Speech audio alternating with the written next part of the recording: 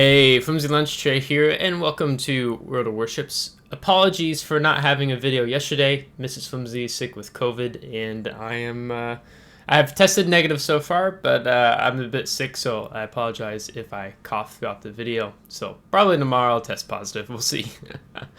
So today we're going to talk about Airship Escort. Last week, Wargaming released a dev blog stating that the Airship Escort, formerly known as Dirigible Derby, would be removed from random battles as of the next update, update 12.11.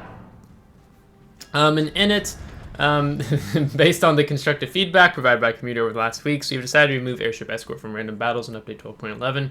We expected to see a shift in the random battles meta towards close quarters combat, oriented and brawling ships. However, we did not see a significant and lasting impact in results. We understand players, the preferences of players wanting to pick ships that are more tailored towards the expected playstyle, and realize the vastly different player experiences in comparison to other game modes in its current state. And as a result, we have decided to remove the scheme from random battles. This game mode is still widely popular, so it will see a return in 2024 as a standalone temporary battle type. We will update you about this on the dev blog when we have more information about it. Okay. So Wargaming is aware, they expected to see a shift in the randoms battle meta, which is kind of interesting because Wargaming are the ones themselves who've kind of screwed up the meta when it comes to random battles. But let's talk a little bit more about Airship Escort, and then I'll talk more about the problem with Airship Escort and random battles on Wargaming side, but then also the challenges or unawareness of objective play from players in the game. So Airship Escort, formerly known as Dirigible Derby, Wargaming renamed it to Airship Escort. I think they did that to help players understand the objective of the game mode a bit better, but then when you just throw it in a randoms battle, it's not the same. Okay, it's just, something like standard battle or domination mode, or when you used to have epicenter. Okay, but how Airship Escort worked, so I pull a picture here, is essentially you see on the mini map, there's a green circle, there's a red circle, and you need to, the enemy team needs to escort their airship to the destination point first before we would escort ours to the end goal, and that's how you win, or you simply kill the entire enemy team, and that is how you win. So essentially escort the allied airship to the destination point before the enemy team, or you have to destroy all enemy ships. So the airship speed is affected if you are inside your circle or you're inside the enemy circle. So your ship speed is I think it's like six knots if there's an enemy ship in the vicinity of your airship. Okay, so then it will go quite slow. And then right now you see that ours is going 18 knots because we have someone in our circle, and now someone just left it. An enemy has no players in there, so it's 12 knots. So the airship goes 12 knots when there's no one in the circle. It will go 18 knots if someone is in the circle. And then, reading on, let me start over. So 6 knots, an enemy ship is in the vicinity of your airship. 12 knots, no ships are currently near your ship. 18 knots, only allied ships are in the vicinity of your airship. 30 knots, allies speed up the allied airship and slow down the enemy one. So it means you have some players in the vicinity of your airship, and you have a teammate in the vicinity of the enemy airship. Okay, so that's essentially how it works. So it's an objective gameplay that revolves around two aspects, I would say. Maybe you could say three. One is be in your green circle, be in the vicinity of your airship, try to get into the enemies if possible, and then thirdly is secure the end point. Okay, so sometimes that's usually, most games I see that get thrown in Airship Escort is either the friendly team is not focusing on protecting your airship, or no one has secured the end zone, and then you just run into the mass majority of the enemy team, and you can't break through their defense, and then thus lose. Okay, this battle is going to be really close. Okay, very close. So hang in there. So that's how Airship Escort works. Now, when this came out as its own battle type, it still is super popular. Players were loving it. You know, you can take your brawling ships back into the game mode. I don't think the last iteration of Airship Escorts, which I don't remember, I don't think you could have submarines in it. I'm trying to see, I'm reading an old article. It doesn't say. No, you could, it looks like. But it revolved around a lot of brawling aspect of the game, which you can see Wargaming is conscious of in their dev blog and talking about the randoms battle meta. And so it was a lot of fun because you knew what to expect. You picked out your ship, you know, you picked out your Napoli, you picked out your GK, your Poison, your Ohio, your Salem, your Shimakaze, and you took the 8 kilometer torpedoes that go super fast and hit really hard. Right, and it was really fun when you had that aspect to the game. And for me, I liked it a lot because it reminded me more of the randoms battle meta before update 10.0. Okay, that's where I'm going to call out Wargaming, that the meta before 10.0 was probably what they're trying to work towards now. And so you ask Flimsy, what was the meta? What changed in update 10.0? Well, what changed in 10.0 was the massive commander rework. Mainly they reworked it because of subs. But that was when you had the skill Deadeye introduced into the game. And I'd rather have Deadeye in the game than I would have submarines in the game. Okay, but Deadeye was a skill that battleship players could take, where your dispersion, I think it was either negative 15 or negative 20% dispersion, so it was improved when you're in a battleship and you took this skill and then you went dark, right? And so the community contributors and the community contributor Discord with Wargaming were like, when Wargaming talked to them about introducing this, the community contributors were unanimously were like, no, don't do this. It'll be bad for the game. It'll affect the meta of the game. And Wargaming's like, we've heard your feedback, but we're going to do it anyway. Okay, so they did it. And then they changed how secondaries functioned. Secondaries got nerfed hardcore, and then they kept messing with it, trying to get secondaries back more to, I guess, how it is today in the game. And that's a different story for a different time. And then it wasn't until update 10.4 where they took Deadeye out of the game, I believe it was.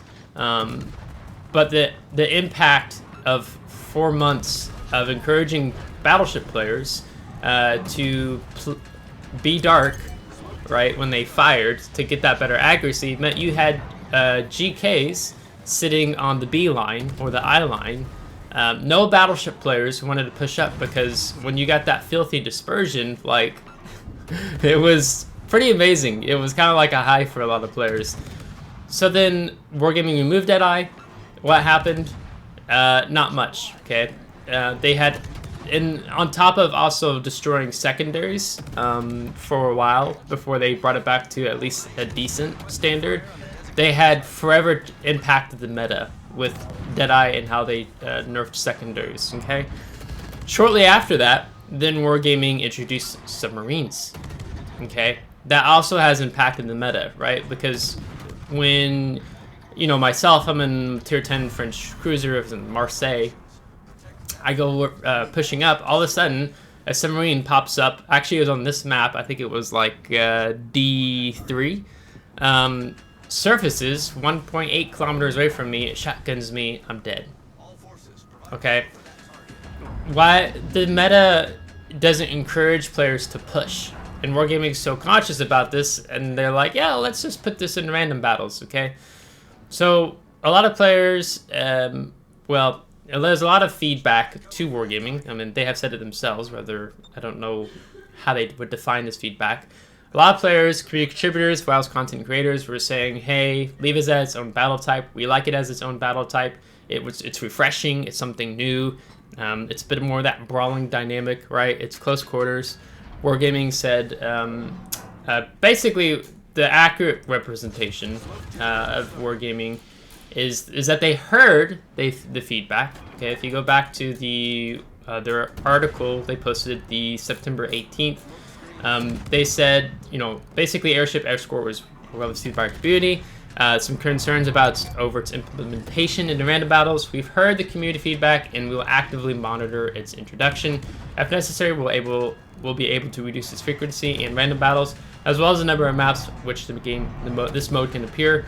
Our goal is to add a greater variety to random battles without adding longer queue times for additional game mode, and we'll reevaluate this over time when we actively curate our random battles playlist. Okay, that's what they said. They made no mention of the meta, right? You go to the dev blog, and it says, we expected to see a shift in the randoms battle meta.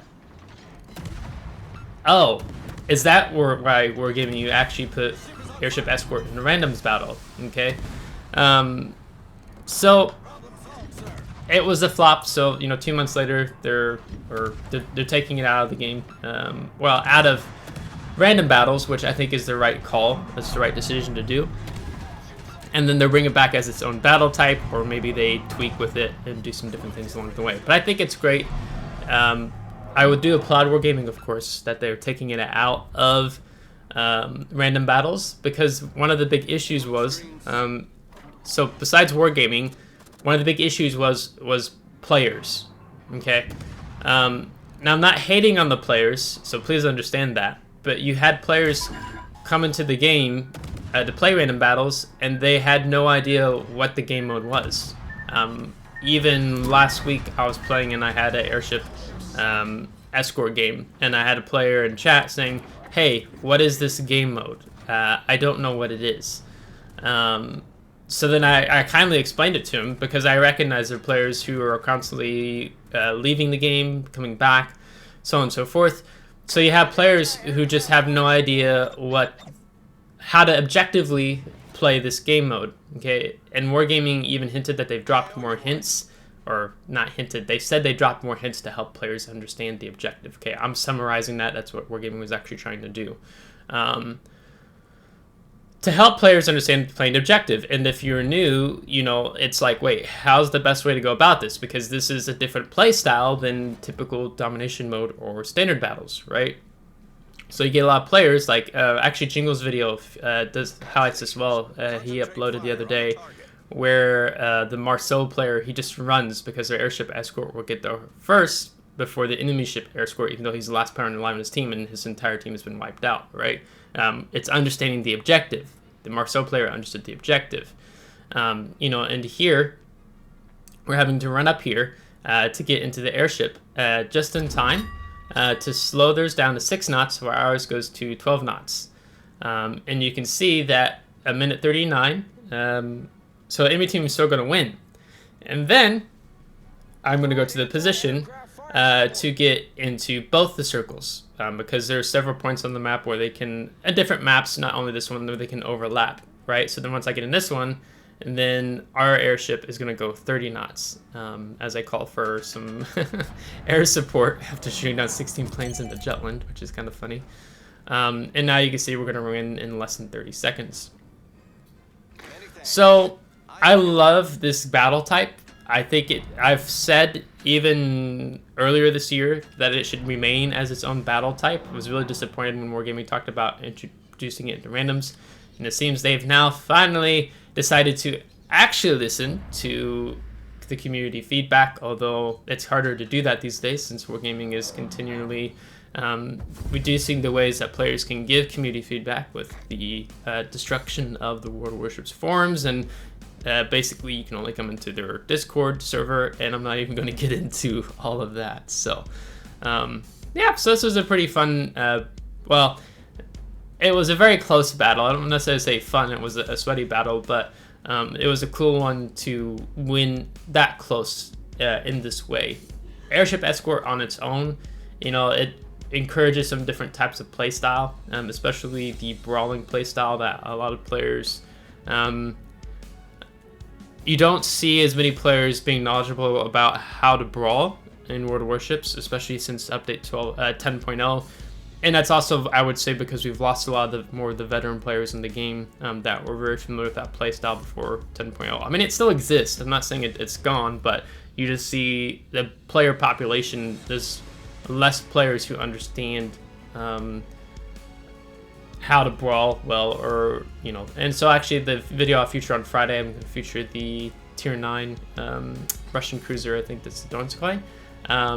You can maybe see an example of that in that battle, so that's a really good battle. So I will upload another video tomorrow. Normally I don't upload videos on Thursdays, but because I just had too much going on yesterday on Tuesday, I'll make it up. I'll still upload a video, or will upload a video on Thursdays, since normally Thursday, Sundays I don't upload videos. So, but I don't know, let me know your thoughts in the comments below. I'm interested to hear what you think about Airship Escorts being removed from random battles. I actually need to, maybe after this I'll post a poll and ask if you're happy about Airship Escort being removed from random battles, yes or no. Or then maybe it's like a third option is I don't care. Right. So yeah, so if you liked today's video, give it a thumbs up. If you didn't, give it a thumbs down. Subscribe if you do want to see more. If you're subscribed, thanks so much. I appreciate it, and we'll catch you next time. Take care.